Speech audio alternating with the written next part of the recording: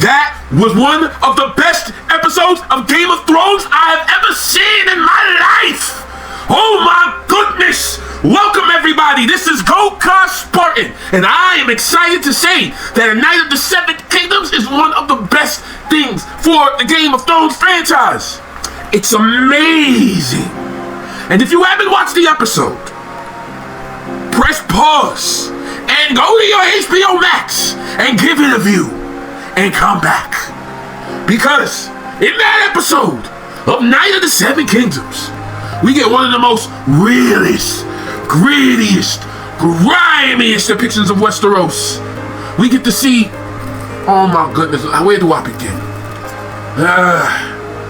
The episode starts at the beginning of the trial by seven.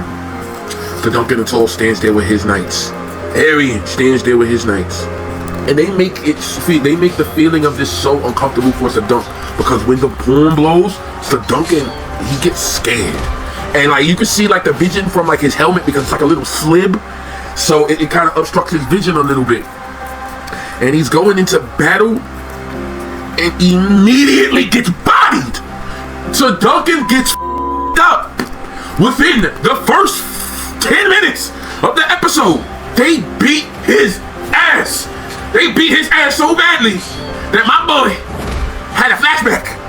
They knocked him off his horse.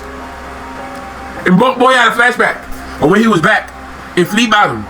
And when I was watching this, you see Sir Duncan with this character called the Wraith. Not to get it confused with the Wraith from Bravo of seasons 5 through 6 of Game of Thrones. Her name is the Wraith. Wraith, apparently. Not the Wraith, just Wraith. And she and Duncan are kind of like survivalist in a sense where she's kind of looking after him in a way. And Sir Duncan is in love with her. He's following her and stuff like that. And they see this dead knight. This is a little bit after the Blackfire Rebellion. So they see a knight on the floor with Blackfire leather and on and stuff like that. And they're trying. They need every penny they can to get by. And the knight is calling for his mama. He's calling for his mother. And Sir Duncan, his mom's died, and Sir Dunk wished that his mother was there and stuff like that. But Rafe gives him a reality check that says, yo, even if she was alive, she's not coming back for you. You gotta do for yourself. And basically Dunk didn't really have nobody but this woman, this girl. They were around the same age, but she was more mature than him and more worldly than him. And she had quick fingers. She always used to steal. And she was stealing all the time. And then she would go and she would sell it. Like he was trying to sell the leather, but they only gave him a butt so much because it's Blackfire leather and the Blackfire Rebellion is over. And they were talking about how Prince, I think his name's Damon Daron, what? The Blackfire, Damon Blackfire, yeah. They were saying that Prince Damon's rebellion was essentially over. And more or less, right, you know, only got but so much money. Now there was this one dude that they had beef with. I'm gonna have to rewatch the episode because I watched it once and I went straight to recording. But I'm gonna give it a couple of more ganders. But they got into an altercation with this dude because Rafe, like I said, she got quick fingers. Everything she got, she's always stealing. So she stole from this dude already. And it got to a point where she stole his flag in the ale. She stole his Hennessy. She stole his bottle of Henny, and the guy, he goes to reach for his bottle of Henny, and it's gone.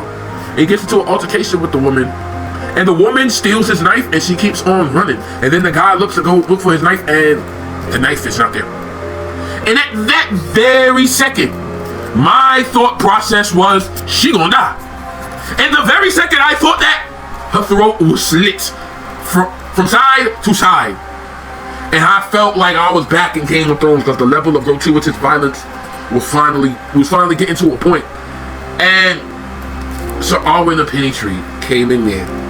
Sir Arland was drunk. He's always drunk. That's his thing. But when he came in there, bro, he came in there sword swinging with a proficient. Bro, this nigga must be a freaking drunk master or something. He might be like freaking Jackie Chan or some Rock Lee shit. Cause my boy came in and he cleaned house, bro. He was cleaving heads off. My boy Big DZ Sir Arland Pennytree was out here wilding, bro. Killed all of them. And then Dunk had the Rafe was dead and Dunk had to hold her in his arms and stuff like that. And Dunk didn't really have much else after that. So he was just kind of weirdly following Sir Arland around. And more or less, like, Sir Arland didn't know he was there because Sir Arland was drunk. He was singing, living his regular life, just being Sir Arland the Pennytree. And here comes Dunk, just like, that guy saved my life. I want to be his friend. Essentially, he wants to be this guy's friend because now you done killed his girlfriend because Dunk loved this woman. He wanted to be with Ray. They wanted to leave to go to the free cities, but they didn't have enough money because everything costs double now. But now, Dunk is with Sir Arland and he just watches Sir Arland's life. And then Dunk will sleep one day and then Arland gives him, he wakes him up and he tells him to get up. And Sir Arland's voice tells him to get up. We go back to the future and Sir Duncan gets up. And like the trial by 7, most of the fights are happening off screen, so we don't really get to see Lionel Baratheon and all the other characters. Well, we get to see them in bits and pieces, but for the most part, it's focused on Dunk and Arion. And Arion at first was breaking Dunk apart. At first, Arion was when, bro, Arion stabbed Dunk in the eye. And Dunk had this clump of flesh over his eye, bro. Arion threw his sword like Strike Raid, and it stabbed Dunk's freaking leg, bro. It was gruesome. It was one of the most grittiest battles I've seen in Game of Thrones history, bro.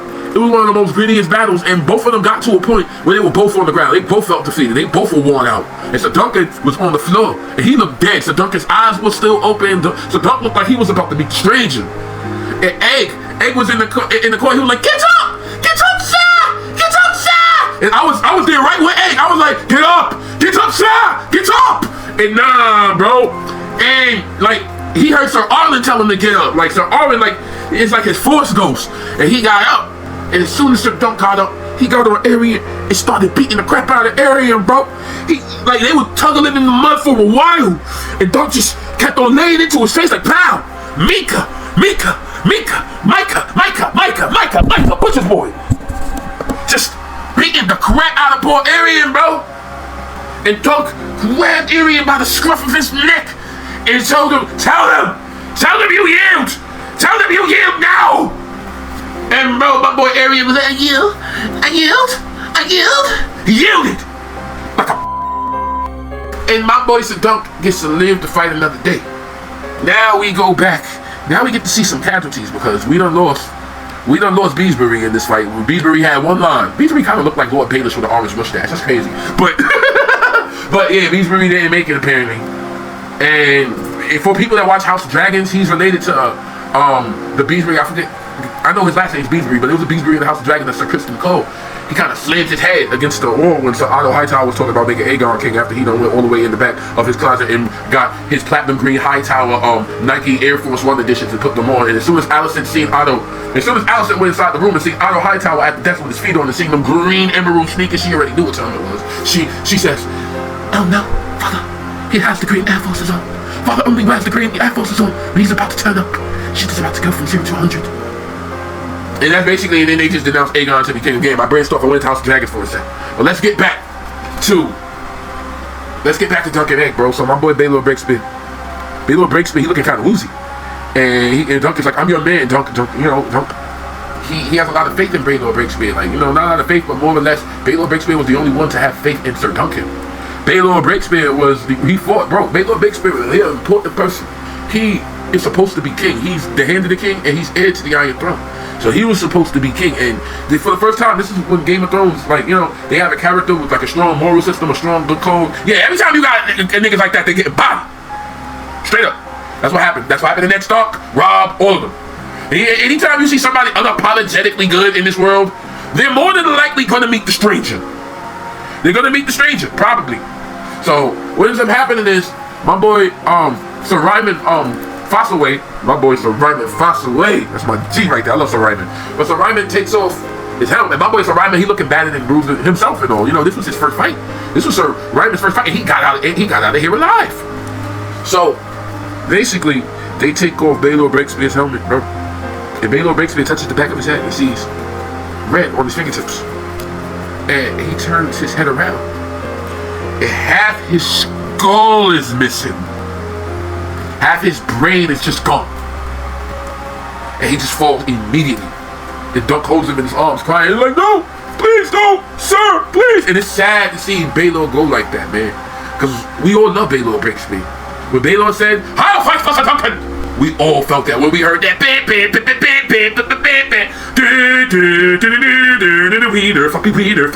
Weeder party.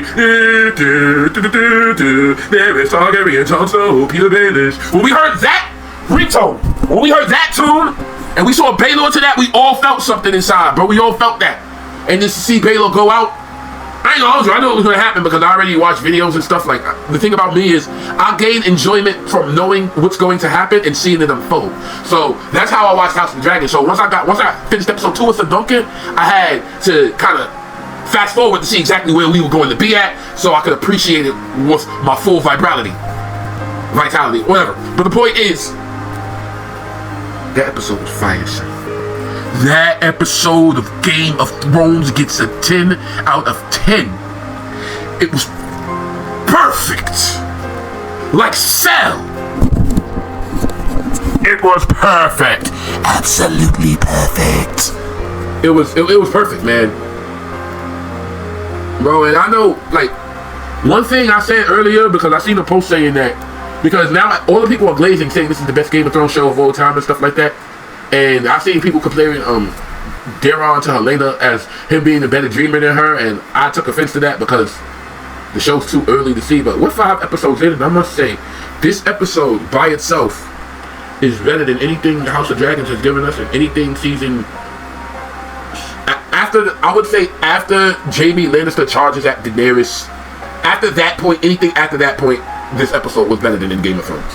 Because I feel like honestly, the last good episode of Game of Thrones was probably the episode where Brienne gets knighted by Jaime. That was probably the last really good. It was a season 8 episode, but there was a couple of ones. Season 8 had some episodes that was good, some episodes that was bad. But for me, I would say the last truly good episode of Game of Thrones, just Game of Thrones, not 97 Kingdom House of Dragons, I would have to say was season 8 episode 2 when Brienne got knighted. I didn't need her and Jaime to get into a relationship, to be honest. Or if y'all was going to do that, Jaime should have stayed with her, not still caught feelings for Cersei. Okay, now I'm dwelling on season 8. Alright, but yo, this show was perfect, son. It was perfect. I love it so far, man. And another thing I love about the show is when Sir Dunk and Waif are together, we basically see them. Like, we see the Red Keep far, far away, and they're in Flea Bottom, and then we get to see how dirty and how grimy Flea Bottom is. In fact, when we got to Flea Bottom, the first thing I said was, ew. And that's the feeling I'm supposed to have. It's supposed to feel that way. And honestly, I just love, bro. I love Game of Thrones. Like I said, guys, if you were familiar with my work on the channel, y'all know that I'm heavily focused on Power Rangers. But Game of Thrones is definitely a close second. If not, they're neck and neck almost at the same time. That with Kingdom Hearts. The only downside is, alright, Kingdom Hearts needs to do something, because we haven't got no Kingdom Hearts in a minute. Power Rangers, we haven't got Power Rangers in a minute, and Sentai just ended. But we're just off that hiatus. Plus, there's so much Kamen Rider for me to watch that Tokusatsu, I will forever have stuff to be invested in, because it's not just Super Sentai Power Rangers, it's Kamen Rider as well. So, and whatever they're going to do with Project Red and Metal Hero, I'm interested in all of that. So, Tokusatsu got me, so I feel like I still got a franchise to watch with Tokusatsu at the very least. Game of Thrones, I feel like we got it.